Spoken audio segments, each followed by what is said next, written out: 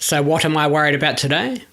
Well, following on from episode 59, where I touched on the topic of early childhood trauma, I've been doing more reading and research about how our subconscious gets programmed in those early years of life, up until about the age of 8.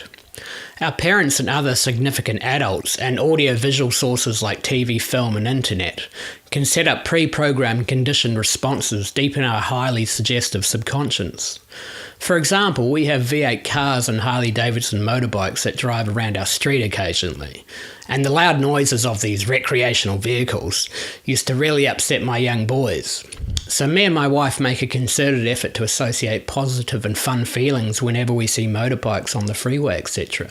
So now our boys don't get so upset or go into that fight or flight state when they hear loud cars and bikes.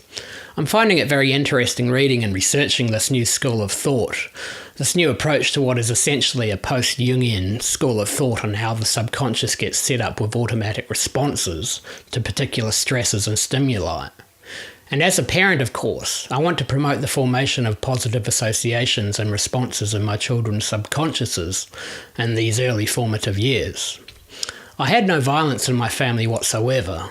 I love my parents dearly and I'm thankful for the lovely upbringing that I had. And I just simply wouldn't be me. I wouldn't be this without them. But I think maybe there was a bit of negativity and nervousness around the house around the 6 o'clock news time. And maybe some catastrophic responses to certain news items on the TV have imprinted on my subconscious psyche.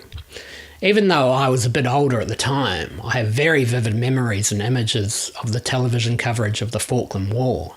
And who knows, maybe I saw some coverage of the latter stages of the Vietnam War in the early 70s. And of course there are other significant adults like teachers that can pre-program some of these negative associations as well.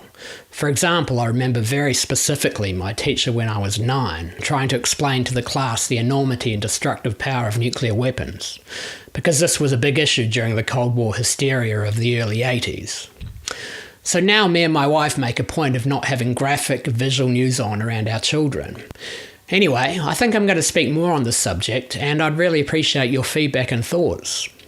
So, until next time, again, it's goodbye from me, and it's goodbye from my mind.